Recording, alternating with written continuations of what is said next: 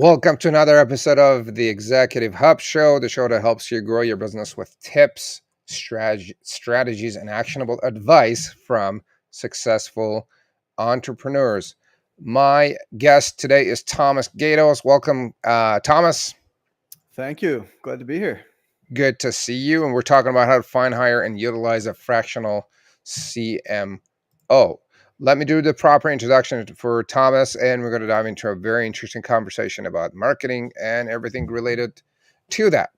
So Thomas Gaydos, founder of On-Call CMO, brings over 25 years of marketing expertise to the SaaS and emerging tech space. On-Call CMO specializes in offering foundational investor and GTM strategic marketing leadership to early stage SaaS companies. Thomas his achievements include driving over $100 million in contracted revenue as the foundational marketer for a startup, Evolve IP, a 160% revenue turnaround for a global system integrator, and leading enterprise scales RevOps projects for companies like GE, Sprint, Tenet, and Tenet Healthcare. His upcoming book, The Fractional CMO Playbook, releases on April 29th, focusing on how organizations can effectively find, hire, and utilize a fractional marketing leader. Thomas, how's your day so far? Pretty good. It's been a busy one. Fantastic. And where about are you? I am located right outside of Philadelphia in a town called Conshohocken. So I'm from the Philadelphia area. Small town? It's a small town. It was an old steel town that has matured and gotten a lot of investment recently. And I grew up in Philadelphia, in the Frankfurt section of Philadelphia, so I was looking for that kind of neighborhood feel. And my wife and I moved here about 10 years ago and have been loving it. Fantastic. So let's dive into it. Thomas, what is your story? Oh man, so I took an interesting path to marketing leadership. I was a communications major, and I think a lot of communications majors in college end up all over the place because everyone always says, "What are you going to do with that degree?" Apparently, marketing strategy and technology. So I actually came out of school as a web developer, went into more of the programming side of things, and realized that data and programming and analytics was going to be the future. Learned a lot of programming languages. I learned six programming languages, a couple of database formats, and how all the underpinnings worked, and really became a web developer, e-commerce developer. We were doing some of our own CMSs and custom websites with chats built into them way back in the day before any of this stuff was commonplace. It was really innovative at a place called ATX Communications. And but then that telecom, it was actually a huge telecom, their marketing department needed Eloqua. And that made me realize that, when they were asking questions about that, our web development group was helping them with some of the install and some of the emails and whatnot. I was like, oh, marketers need nerds. Like marketers need geeks. Marketers need people that understand data. So then just decided to go into marketing, like re-embrace the creative side of things along with the geekery. And then took a marketing role just as a marketing manager. Was given was bought on to Evolve IP. What you mentioned, that was in the first six years. We did have over $100 million in contracted revenue. We were at about, I believe, an $85 million actually ARR at that point. But that was a lot of the leadership from ATX that went and started this new fangled, software as a service based communications firm. It wasn't even called the cloud yet at that point. So when they pulled me as the foundational marketer, they were like, we need a marketer that can do all the things, but also understands emerging tech in this space.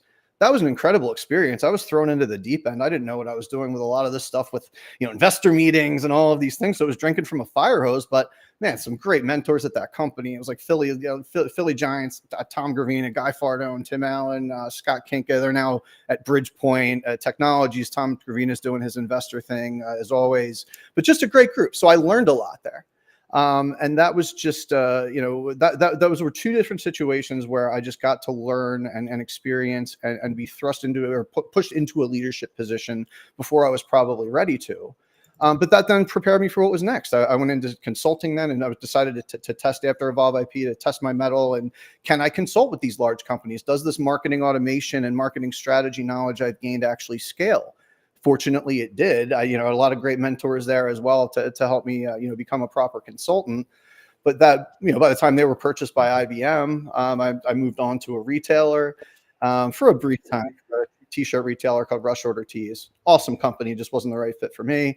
And then went on to my CMO position at McFadden Digital, where I was for 8 years. And that was just a great experience too. I mean, just awesome company doing some really innovative things in the e-commerce and marketplace, online marketplace space. And that was a turnaround. You know, they had the rug pulled out from under them by Cloud Commerce. Their particular vendor, or Oracle, that they were associated with, didn't make that transition very well and kind of screwed their entire SI base. And it was a challenge. Working with Tom McFadden there, just a super smart individual. We had to pivot from just what we had been doing to this new model of e-commerce. Ended up expanding into online marketplaces, doing the whole disruptive marketing thing. It was just a really good experience. And then just parted ways with them in December and decided to start my own thing. Launched that. That's been going well for the past 3 months. I've got a startup launching that I'm working with on Monday. Another one will launch later this year. So it's been a journey, but it's been an exciting one with a lot of really cool people along the way. Fantastic. That's amazing. Great story there. So, what do you do now? Who do you serve, and what do you do for them?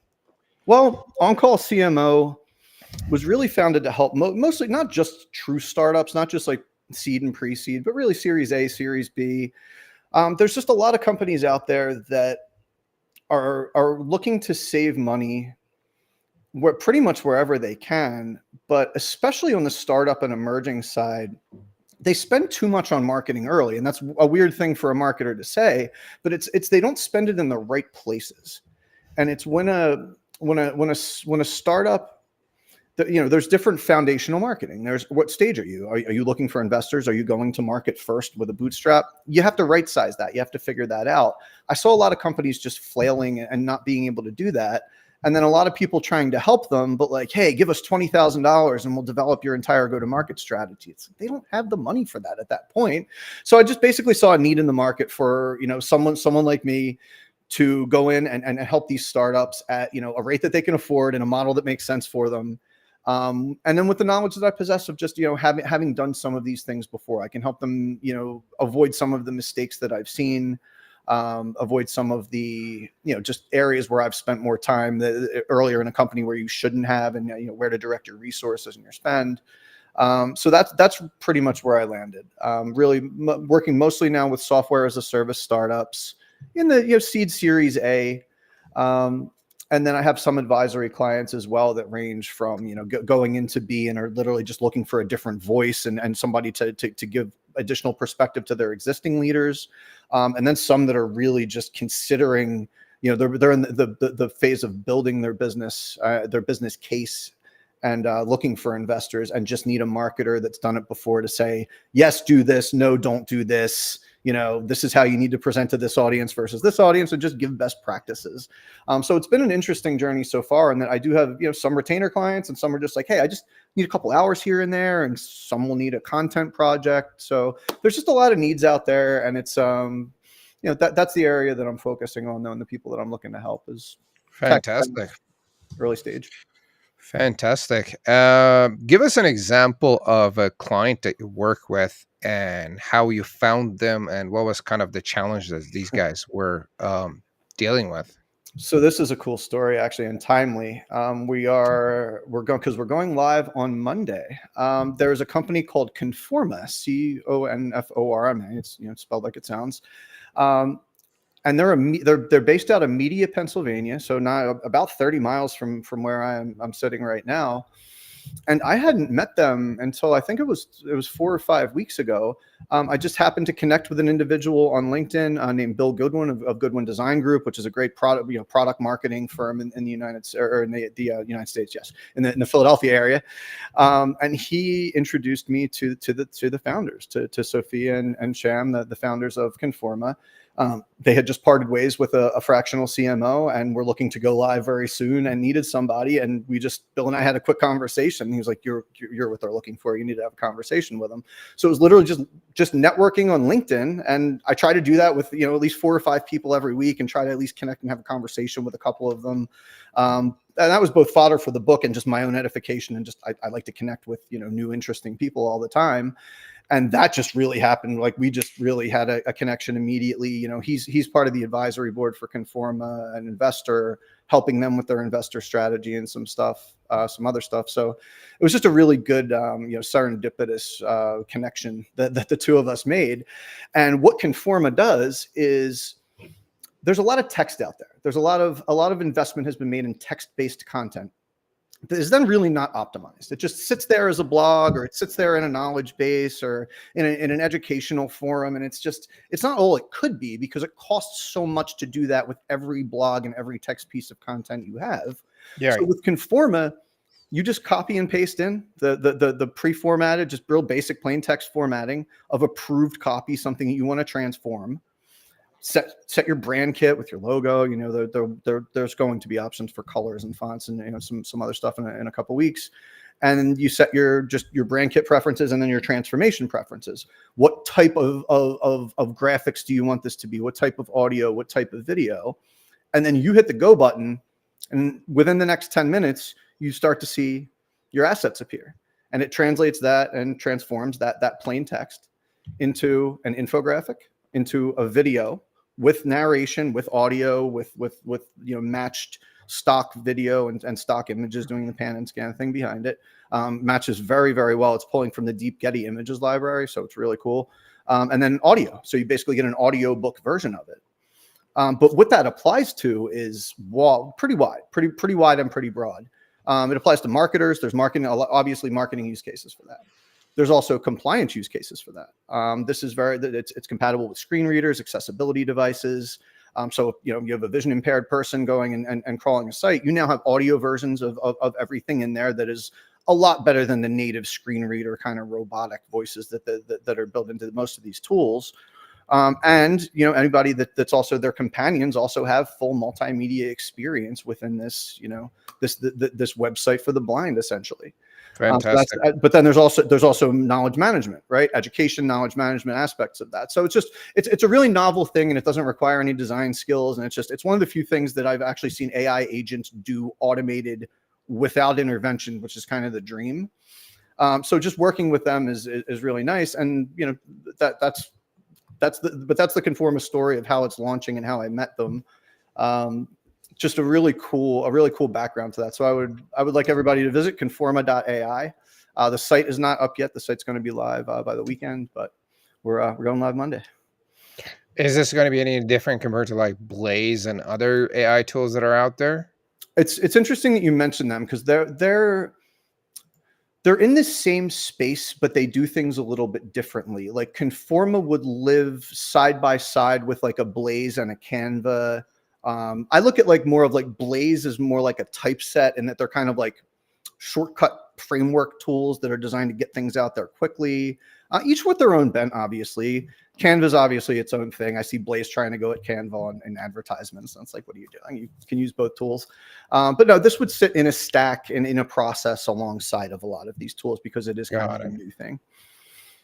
And so they do things, I think, a little different in their own way.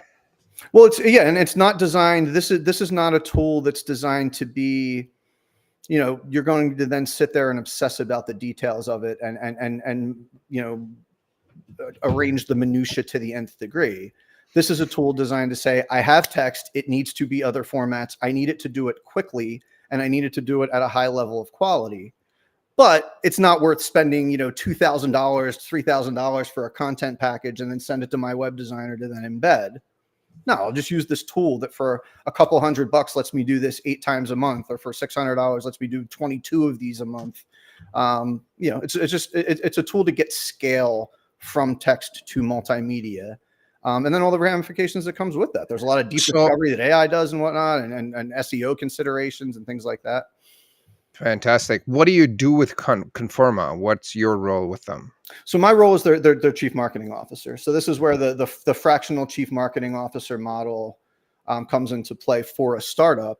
Whereas, hiring somebody at, the average chief marketing officer in the US, I think ranges from 200,000 upwards of 300,000, carries overhead, needs bonus, things like that. instead of worrying about those costs, you just hire somebody on an hourly basis that already has a framework to work within this model. And that's what you do with your clients. That's the primary thing that I'm looking for, is to do this retainer based, actual where I'm functionally your chief marketing officer. I think that's the most value. So it's not a full-time position. You kind of work as an advisor, or is that how it works?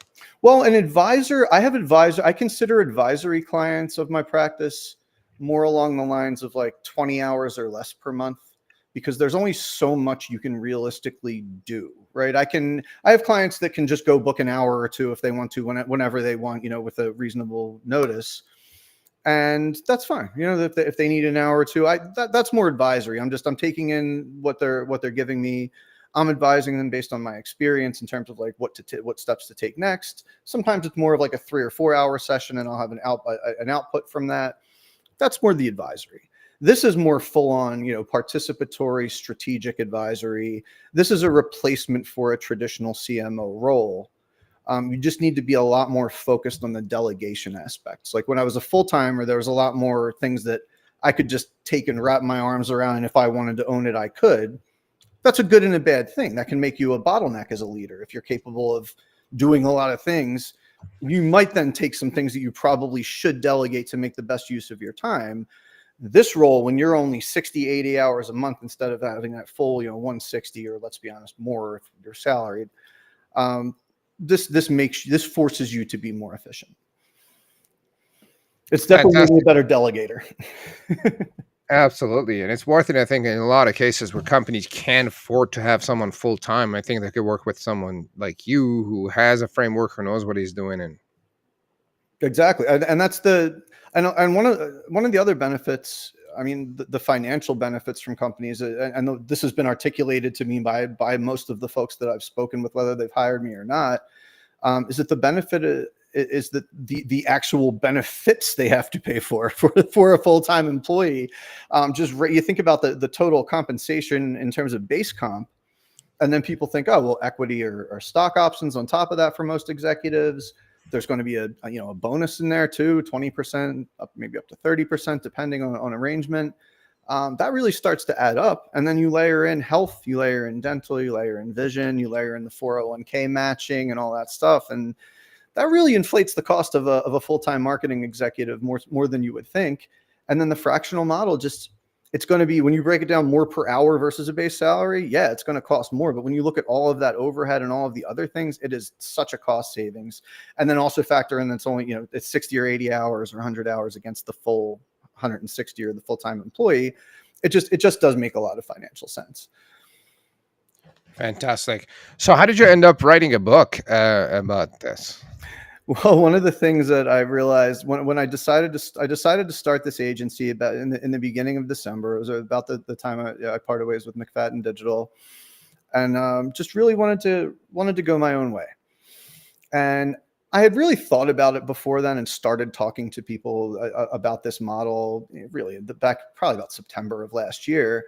I've now spoken with, I actually tallied it up. I realized right before I wrote the book that I'd already spoken with 70 or 80 people that operate in a similar-ish model, not all marketers, but generally executives doing the fractional thing.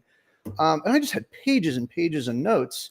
And then when I actually started talking to folks about me operating in this model, they had so many questions that were just like, I understand. They intellectually understood why this would make sense, right? Just for a lot of the reasons I said. These are competent business people. They intellectually just got a lot of it immediately. But then they started asking very practical logistical questions. Well, since you're not going to be full-time, your availability isn't full-time. So how do we work with basically time blocking, scheduling?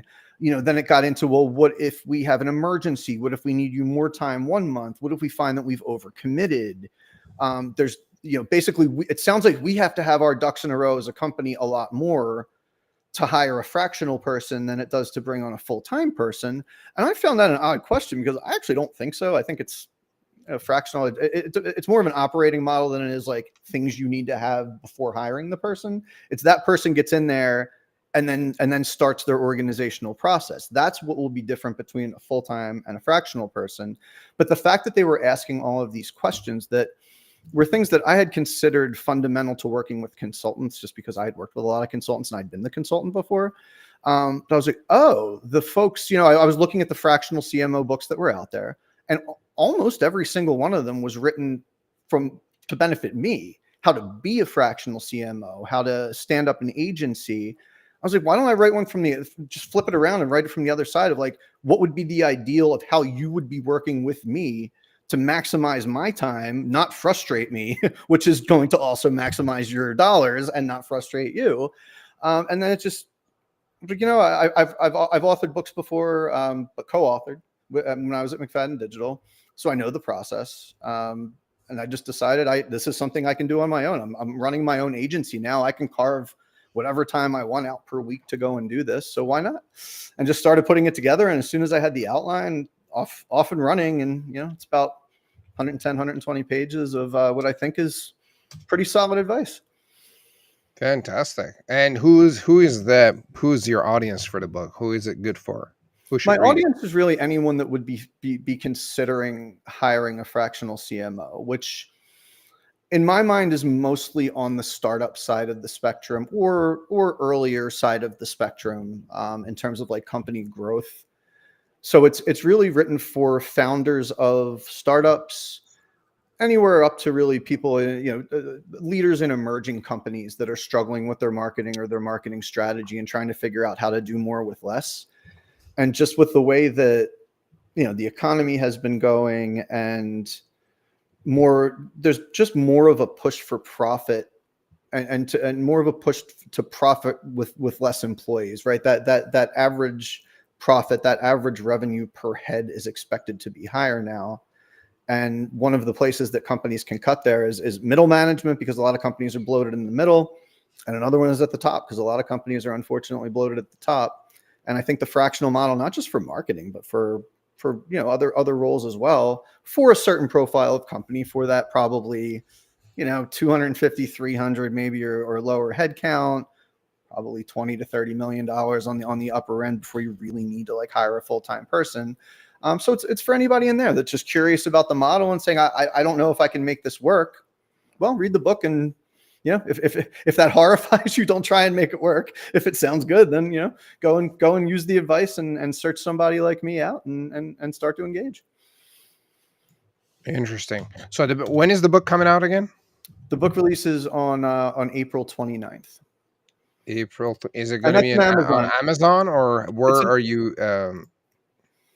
This is an Amazon release. I have another one that I'm working on with a partner that's going to be focusing on how to implement AI within a marketing team. That's going to come out in Q3 or Q4 of this year. That one we might go through a publisher. There's been a little bit of interest, but this one I just wanted to self-publish. So this is just going to be Amazon. And if you go to oncallcmo.us/book, there's a link right now to the pre-order for the Kindle version. There is also a print version. And on Monday, there will also be a website live. I forget what the URL. Yeah, so it's called. So if people want to get that, it's oncallcmo.us/book. And that'll just take you to the Amazon site. Exactly. There it is in the chat. Thank you. And that will then relay to the full website itself, which is going to have the table of contents and preview pages and a proper site. But we had this a little bit before I got that ready. Fantastic. So what's your plan for launching the book? Is this just an Amazon launch, or are you doing other stuff for your book launch? Well, it's an Amazon launch, and I'm ordering, I'm going to have a handful of copies myself, probably, or 50, 60 copies myself, just to have to give to folks. But it's being promoted just on social media. I am doing some paid promo as well. There's some other podcasts and whatnot that I'll be doing over the next year. There's some speaking engagements at some conferences coming up in the e-commerce marketplace and marketing space off of this, and then actually later in the year off of the AI one that I floated some abstracts to. So it'll be interesting. But so far there's 4 podcasts scheduled over the next 2 months, and then just the social beautiful email launch. Beautiful. And then so it's going to be available in Kindle and print version, I'm guessing. And print version, yes. And it's $2.99 and $8.99 each. And then I'll be running free. You get a certain, when you're anyone on the KDP platform knows, you get a certain amount of free days. I think it's 5 free days to offer your book up for free or discounted in whatever way you want to per quarter. So I'll certainly be doing that. So for launch, you want a free copy, go and you'll be able to download the Kindle copy for free. You still have to pay for the print version, but if you want a free Kindle version, Yeah. Love it. Great. That's amazing. What Tom, what would you say are like the top 3 skills that have helped you in your career? That's a good question. I would say design. Just coming out of college as a designer, that was really my focus: web design, UI, UX. But I got really good advice early on from somebody that I was interning with. Actually, his name was Ryan, and he said, keep in mind that most people put minimal design effort into every corporate document and every corporate presentation. I didn't necessarily find that true with presentations. It was the second part of what he said. And most people are limited by their own abilities to design things, which thankfully tools like Canva and whatnot have helped, because some folks have no design eye, some folks have a great design eye. But he said, don't be afraid to put that design towards anything you're giving to a higher up, anything that you're presenting in front of a group. He's like, spend too much time making it look good. So I did. And that really did help, because people have commented on that and still do. You know, hey, So this document doesn't need to be pretty, but it's really sorry cool. for an interruption. So he said spend too much time to make it look good? He said spend what you might consider to be too much time making the document or making the presentation look good, look pretty, look aesthetically pleasing. He's like, you don't want to visually fatigue people with things, and just gave me really good. It was just really, it ended up being good corporate advice, because he's right. Most people don't, because most people don't have design sensibilities or a reason to do that. But even when a Word document, even if it's just well formatted and consistently formatted, and there's a couple colors and you've used some effort, people can tell and people appreciate it. I would say that's the number one. Number two would be data. And those are, completely opposite ends of the spectrum in a lot of people's minds, but the ability to manipulate data in Excel, in SQL Server or MySQL or any relational database or whatever your weapon of choice is, being able to having people send me 9 spreadsheets that were all similar data but not, normalized, and just not having to go externally and ask questions or bother other people with it, be able to do that, to just normalize it, harmonize it, dedupe it, and then get it into a format that's usable by everybody. That has been appreciated like I would have never, ever just thought when I was putting the time into learning those skills, because I was learning them for programming purposes. But the ability to do that and to understand data and manipulate data, because it's a skill that people genuinely appreciate, and something that not everybody is going to have. Not everyone needs to. But even if you're in a role where you don't think you're going to need that, even just taking a basic Excel course, learning pivot tables, learning VLOOKUP, learning how to do deduplication, learning how to do data correlation, it just comes in handy. It really does. So that I would say that's probably the second. And then the third is probably obvious, but like public speaking. Public speaking terrifies a lot of folks. I mean, I was lucky. I was a communications major. I'm a natural ham. I don't mind getting up in front of folks. But even people that are super shy and normally wouldn't be comfortable in that role, just bust out of your comfort zone. Take a little bit of time to, get coaching. Even take a volunteer class or a group or something where it's literally just people getting up there and speaking to as soon as you're not afraid, basically, as soon as you drop that fear and have a little bit of confidence, every word you deliver just comes across a lot more authoritative. So I would say that's probably the third one. So make sure you pay attention to your design, even just a little bit, and people appreciate it. Be able to manipulate data at any level that's going to have any business productivity, and just be able to confidently speak and express yourself. Absolutely. I mean, as a marketing, as a CMO, I think having those skills are essential. Knowing design, understanding data. I mean, I think a lot of marketing people act like they know things about marketing, but they don't understand data. And especially marketing data. Most people, what I've seen is like when you give them data, they don't know what to do with it. Right? Like That's you the give them thing. website data, Google Analytics data, and they have no clue what they should do with that data. They're like, all right, you had, 1,000 visitors on your website, and here's your top landing page. And they just don't know what to. I think what I'm trying to say is making sense of data is a real skill. that not many people have. It is, and it's needed in marketing. And one of my favorite marketing quotes ever, I don't remember what it was, either a GE Digital Summit or a Dreamforce. It was something like that. And it was Beth Comstock, who at the time was the chief marketing officer, I think for GE. And she said, marketers, we don't need every marketer to be a data scientist, but every marketer now needs to understand data, its place in our ecosystem, and essentially how, I'm paraphrasing now, but and essentially how to use it to better engage audiences. And this was 15 years ago. So at the time, like, every marketer needs to understand data was like, are you sure? And I was sitting in the back of the room like, yeah, believe me, every marketer does need to understand it, because you would show a team a dashboard and half of them wouldn't even understand what they were looking at. And even coming out of college, not understanding what a basic marketing dashboard looks like, with a funnel, with early and late indicators, and needing that concept explained to you of what this is, that was a problem. I don't think we have that problem now. I think most college programs and just educational programs have caught up. But that was a very prescient comment by Beth, because that's the reality of where we are right now. Interesting.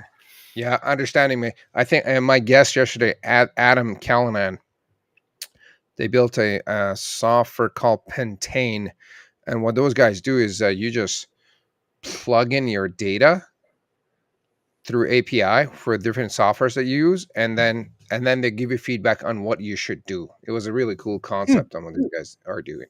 So you would like hook up your QuickBooks, Stripe, Google, you name it, whatever you got, you hook it up, and these guys will be like, here's what you need to do to fix your business. Prescriptive. Like, I like like it. for example, it's very prescriptive. Like they hook up, let's say, your Google ads or Facebook ads, and it will tell you how much you need to increase or decrease your budget to break even. Right? It's like, oh, that's really neat, because It's interesting. most And AI has been getting more useful like that, right? It's been going from more of the just like generative, and that's basically what it was. It was generative for a while. It was maybe doing some research and confirmation of stats and things like that.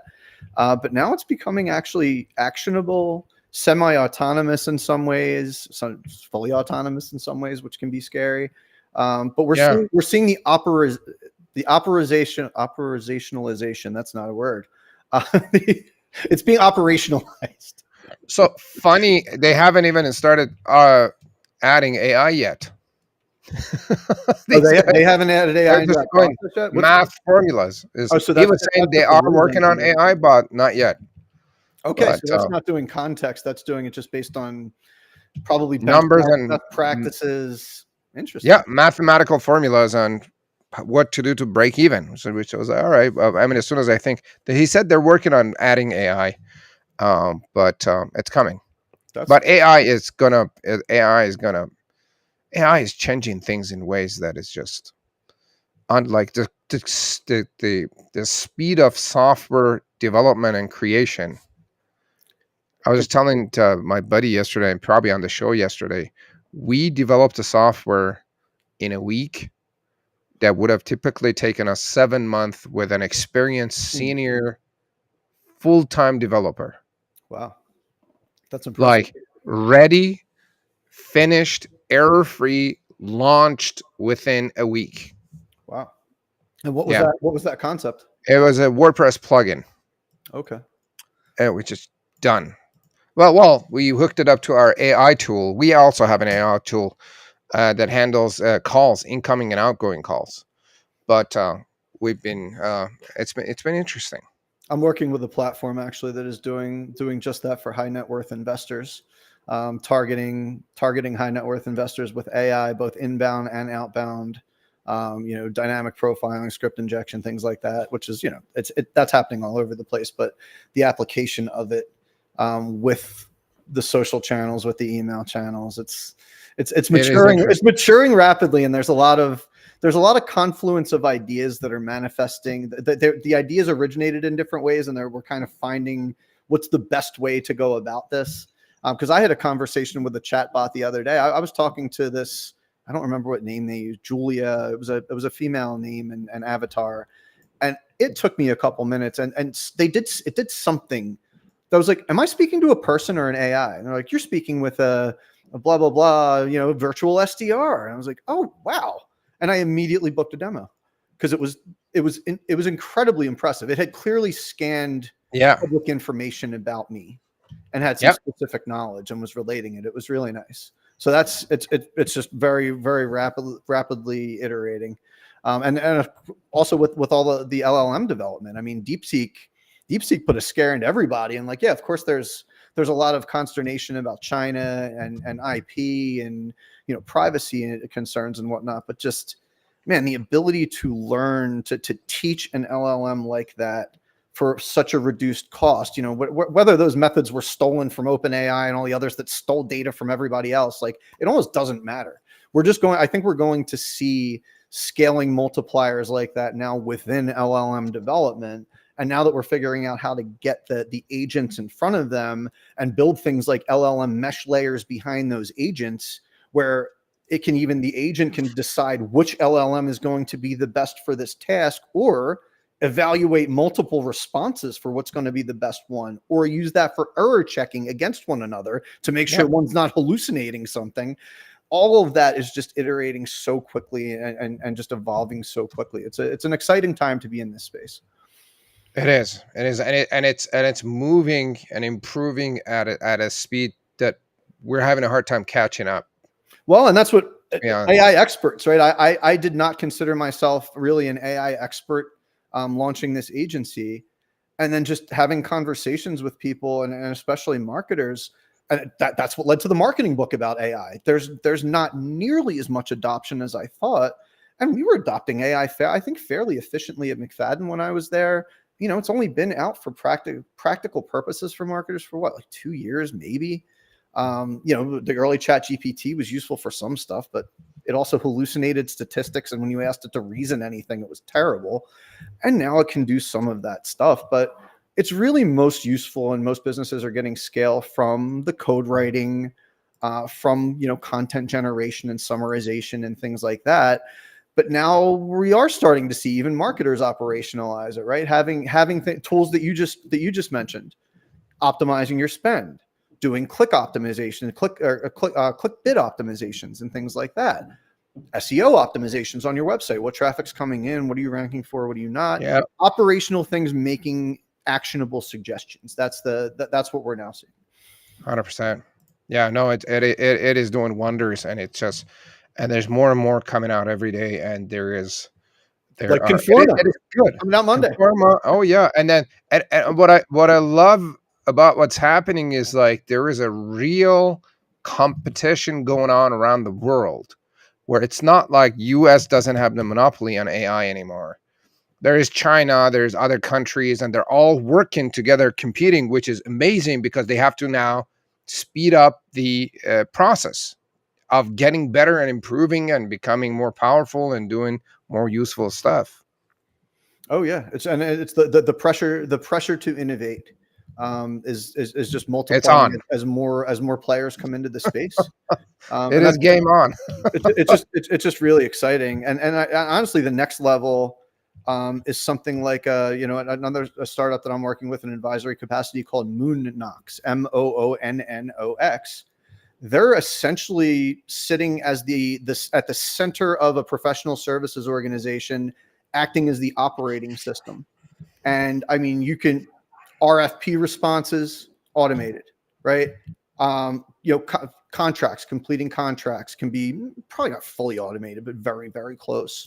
An agent will listen into a call and not only give you notes from it, but also let you know, against the scope that the customer is talking about for the project, did they just say anything that's out of scope, that's a potential change order, or that's a potential red flag to discuss with them in the future? Like, this is now getting into automated. They're essentially working as other employees. And that level is the most exciting to me, where it's operating at that level, which is like, if you look up Harvey.ai for law firms, that's what this Moonnox concept is for pretty much any consultancy professional services org. That is really where we're going. And I was just saying, like, it's getting to the actionable insights, the point with like a Conforma, where it is actually automating things for you, Moonnox is then the next, and Harvey.ai is the next, where it's the operating system of the business actively involved in every key point, but just adding scale to the humans. And that's what there's been this fear. Oh, AI is going to replace people. Man, AI is only going to replace people if you have no idea how to use it or work with it. It's really going to scale people. It should make one person be 1.5 times productive, not eliminate your job and replace it with AI. So that's where I'm trying to coach people as well in terms of how to look at it when they're looking to implement it in their own marketing or full organization. It's a scaling factor, and you should look at it as such and plan for it as such. For sure. Yeah, I mean, we got to get used to AI. It is here. It is changing the world, and I'm guessing it's changing the world for the better. There might be, I don't know, some case uses for negative stuff, Until they become, self-aware and we get the Matrix. Let's hope that doesn't happen too soon. Yeah. Beauty. Thomas, do you read books at all? I do. Give me like a couple of your favorite books. I'll say my favorite business book is probably Zero Moment of Truth. It's not a new one. It was Zero Moment of Truth was a book. It was a term coined by Jim Lisinski. He was like the senior vice president of sales or senior I think he was VP of sales for Google at the time. And it describes the change in a consumer buying decision journey. So, or the changes and the journey, the changes of mind that a consumer goes through during their purchasing journey, basically. And what it comes down to is that there's always a zero moment of truth where you decide to purchase that product, you decide to sign that contract, you decide to make the purchase or sign the thing, right? You decide to take the action. And that is usually, there's anywhere from 8 to 10 key decision points that go into that. But then that applies to, are you looking at a shelf and you're deciding between 2 different brands of ketchup? Well, the final zero moment of truth might come down to which one do you visually like better? It might come down to which jingle is in your ear. It might come down to anything. It's up to the individual. Same thing when signing a contract. You're building a website. You have $1 million budget. You have to sign between SI 1 or SI 2, system integrator 1 or 2.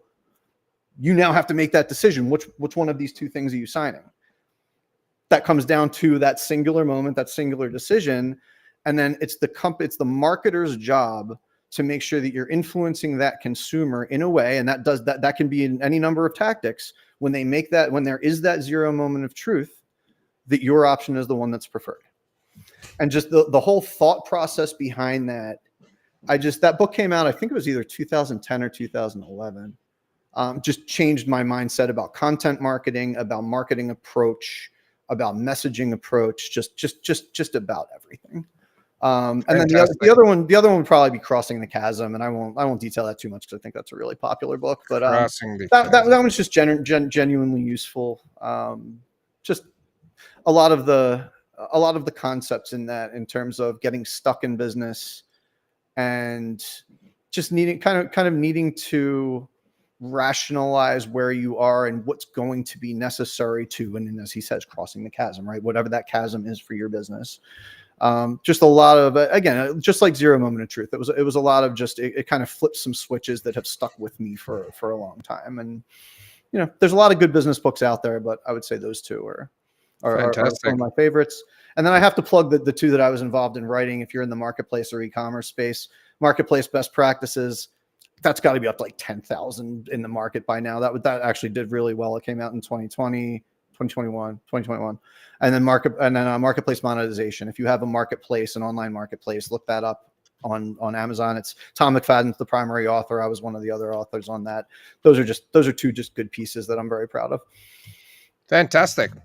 Thomas, this was a great conversation. Is there a question that I should have asked that I didn't? And if I did, it would have added value to people that are watching or listening? I don't think so. I think this was, I didn't really come on with a specific agenda. I mean, we chatted a little bit about like what was going on and make sure this flowed, but I think we hit upon everything. I just, I just like to thank everybody out there that I've, I've interacted with, that has been a mentor to me, that has benefited me. It's been exciting launching my own agency and writing this book, and it's because I've had really good mentors and just a lot of folks that actually, took the time to care, took the time to make sure that I was learning, that I was becoming a better leader. So just thank you to all of those folks, and to everybody I've worked with over the years. It's been fun, and I look forward to what comes next. Fantastic. So, gang, if you're watching or listening, Thomas's book, the Fractional CMO Playbook, is coming out on April 29th, 2025. Keep an eye on it. And Thomas, where can people find out more about you and reach out? So check out OnCallCMO.us. That is the website for my agency. That links to my LinkedIn profile. Feel free to look me up on LinkedIn. Just Thomas Gaydos, On-Call CMO. Feel free to connect. And I hope you do. And I hope to talk to you soon. Beautiful. Gang, Thomas, thank you very much. This was a great conversation. We talked about a lot of good stuff. Gang, if you have any questions for me or Thomas, feel free to put them in the comments of the show, that wherever you're watching, and we'll get back to you. And reach out to Thomas at oncallcmo.us if you have any questions. I'm guessing they could reach out to you on LinkedIn as well. That is Am correct. I wrong? That is Yeah, correct. LinkedIn and his website. And then, so you've been watching and listening another episode of the Executive Hub Show. Yours truly, Mustafa Hosseini, and my guest, Thomas Gaydos. Hope you guys have a great day, and we'll see you on our next episode. Bye now. Thank you.